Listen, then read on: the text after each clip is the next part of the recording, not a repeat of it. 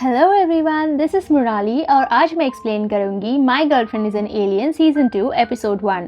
Episode शुरू होता है जुलाई 2021 से, जहां हमें एक ब्रॉडकास्ट से पता चलता है कि फांगला की कंपनी बहुत सक्सेसफुल हो चुकी है और साथ ही आज फांगला और शाओजी की शादी भी है। रिंग पहनाते वक्त हम देखते हैं फांगला ने शाओजी से फर्स्ट मीट में मिला सैफायर आज तक संभाल के रखा है और उसी सैफायर का यूज करके उसने शाओजी के लिए एक बहुत ही ब्यूटीफुल वेडिंग रिंग बनवाई है, जिसके साथ हमें शाओजी के द्वारा सीजन 1 का रिकैप दिया जाता है कि किस तरह से शाओजी और फांगला हर मुश्किल से लड़कर आज इस मुकाम तक पहुँचे हैं और वो फाइनली शादी करने वाले हैं। वेडिंग सेरेमनी ऑलमोस्ट कंप्लीट होती है और अचानक टाइम स्टॉप होता है। सब फ्रीज हो जाते हैं और दोनों को लगता है कि कुछ तो गड़बड़ है। फिर एक स्पेस क्राफ्ट आकर शाओजी और शाओबू को अपने साथ केप टाउन ले जाता है, मतलब शाओजी के घर, जहां उसे एक इंसान से शादी करने के जुर्म में प्रिजन में लॉक किया जाता है। अब क्योंकि शाओजी को पता था कि उसकी सारी मेमोरीज एरेज की जाएगी, इसीलिए वो जल्दी से फांगला की सारी मेमोरीज वेडिंग रिंग में स्टोर कर देती है ताकि मेमोरीज एरेज होने के बाद भी उसे फांगला याद रहे। इसके बाद हमें केप टाउन का सीन दिखाया जाता है, जहां सभी लोग शाओजी से नाराज थे और उसे उम्र कैद की सजा देने की प्लानिंग कर रहे थे। लेकिन तभी वहां एक लड़का आकर उन्हें बताता है कि अर्थलिंग मतलब फांगला के पास एक ऐसा हार्मोन है जिससे उसने शाओजी को डिस्ट्रैक्ट किया, जिसकी वजह से उसके हार्मोन्स बहुत ज्यादा स्ट्रॉन्ग हो गए हैं, जो उनके प्लेनेट के लिए खतरा बन सकता है। तो अब उसका ये प्लान है कि अब शाओजी और फांगला की शादी हो ही चुकी है, तो उसकी आइडेंटिटी का यूज करके शाओजी फांगला के सारे हार्मोन्स छीन लाए ताकि वो सब उसे अच्छे से स्टडी कर सके, जिसके लिए सब तैयार हो जाते हैं और शाओजी की सारी मेमोरीज एरेज करके उसमें नई मेमोरीज डालते हैं। जैसे कि फांगला एक बुरा इंसान है और उसने शाओजी से जबरदस्ती शादी की और उसने शाओजी के हार्मोन्स भी चुरा लिए। अब उसका एक ही मिशन है कि फांगला से हार्मोन्स चुराना, और इतना ही नहीं, वो शाओजी के टर्टल को भी इंसान में बदल देते हैं। इसके बाद उन दोनों को तैयार करके उन्हें मिशन के लिए अर्थ पर भेजा जाता है, लेकिन रास्ते में कुछ डिफेक्ट की वजह से उनका स्पेसशिप क्रैश हो जाता है और वो दोनों अलग हो जाते हैं। अब मेन प्रॉब्लम ये होती है कि वो दोनों 2018 में आ पहुंचते हैं, जहां हम फांगला को देखते हैं जिसकी पर्सनालिटी बहुत ही अलग है। और जैसे कि हमें याद है कि फांगला और शाओजी 2019 में मिले थे, मतलब 2018 में उसे शाओजी के बारे में कुछ नहीं पता। हेंस उसकी पहली मुलाकात शाओजी से तो होती है, लेकिन वो उसे पहचानता नहीं, जो शाओजी को अजीब लगता है कि उसे जाकर वक्त ही कितना हुआ है कि फांगला उसे भूल गया। इसके बाद फांगला अपने प्रोडक्ट लॉन्च के इवेंट पे जाता है, जहां शाओजी भी उसके पीछे जाती है। फांगला से जब उसके रिलेशनशिप स्टेटस पूछा जाता है तो वो मीडिया के सामने खुद को सिंगल बताता है, जो सुनकर शाओजी बहुत नाराज होती है और उसे गुस्सा आता है। वो स्टेज पर आती है और सबके सामने खुद को फांगला की वाइफ बताती है, लेकिन उसकी बातों को वहाँ कोई नहीं मानता, क्योंकि वहाँ पर शाओजी की जैसे बहुत सारी लड़कियाँ ब्राइड के ड्रेस में रेडी खड़ी थी और खुद को फांगला की वाइफ बता रही थी। फांगला शाओजी को वहाँ से भगाने की कोशिश करता है, लेकिन वो अपनी बात पर अड़ी रहती है कि वो ही उसकी असली वाइफ है। वो उसे इग्नोर करके अपने इवेंट पे ध्यान देता है और शाओजी को स्टेज से हटाया जाता है, लेकिन वो अपनी पावर का इस्तेमाल करके टाइम स्टॉप करती है एंड एज वी नो फांगला पर उसकी पावर का कोई असर नहीं होता। वो ये सब देखकर डर जाता है और शाओजी भी कंफ्यूज होती है कि उसकी पावर इस पे कैसे काम नहीं कर रही।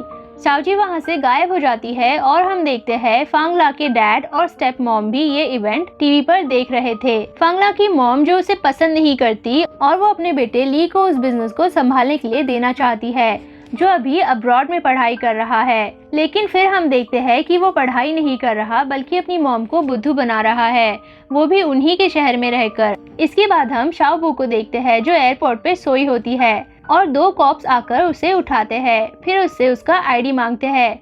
थोड़ी इन्फॉर्मेशन निकालते ही शाओबू को पता चल जाता है कि अगर उसके पास आईडी नहीं होगा तो उसे जेल में डाल दिया जाएगा, जिसकी वजह से शाओबू वहाँ से भागने लगती है। वो ली के पास से गुजरती है और सामने कॉप्स देखकर ली को लगता है कि वो उसे पकड़ने आए हैं और वो भी वहाँ से भागने लगता है। फिर वो दोनों एक जगह छुप जाते हैं और उसे पता चलता है कि कॉप्स एक्चुअली शाओबू के पीछे है। इसीलिए वो उसे लेकर वहाँ से भागता है और उसे कॉप से बचाता है। ली और शाओबू एक जगह छुपे होते हैं और अचानक शाओबू ओवरहीट होकर टर्टल में बदल जाती है। इसके बाद सीन शिफ्ट होता है शाओजी की तरफ, जो सीधा फांगला के घर आ गई थी और वहाँ उसे अपना कोई सामान नहीं मिलता, जिस पर गुस्सा होकर वो फांगला की फोटो खराब करती है। फिर वो हार्मोन एलिमेंट ढूंढने लगती है। उसे फांगला की आने की आवाज आती है और वो सारा सामान अपनी जगह रख कर छुप जाती है। लेकिन जब फांगला शावर लेने जाता है तो शाओजी उसके हार्मोन से खुद को बचा नहीं पाती और उसे देखने लगती है। इसके बाद फांगला सो जाता है और शाओजी उसके हार्मोन्स लेने उसके पास आती है, लेकिन वो उसे पकड़ लेता है और शाओजी खुद को छुड़ा नहीं पाती। इसके बाद शाओजी वहीं पर सो जाती है और सुबह उठते ही फांगला उसे बेड से नीचे गिरा देता है और उसे पूछता है कि तुम कौन हो। इसके जवाब में शाओजी उसे बताती है कि मैं तुम्हारी वाइफ हूँ और तुम्हारी हिम्मत कैसे हुई कि तुमने मेरा सारा सामान यहाँ से हटा दिया और ऐसे दिखाना चाहते हो कि तुम सिंगल हो। लेकिन वो उसकी बातें सुनकर सोचता है कि ये कोई पागल लड़की है और वो डॉक्टर बुलाने लगता है, जिस पे गुस्सा होकर शाओजी वहाँ से चली जाती है। उसके जाते ही फांगला अपने असिस्टेंट को कॉल करके शाओजी की डिटेल्स निकालने बोलता है। दूसरी तरफ शाओजी की मुलाकात शाओबू से होती है और वो कहती है कि उसके सिस्टम में कुछ डिफेक्ट की वजह से वो फिर से टर्टल में कन्वर्ट हो गई।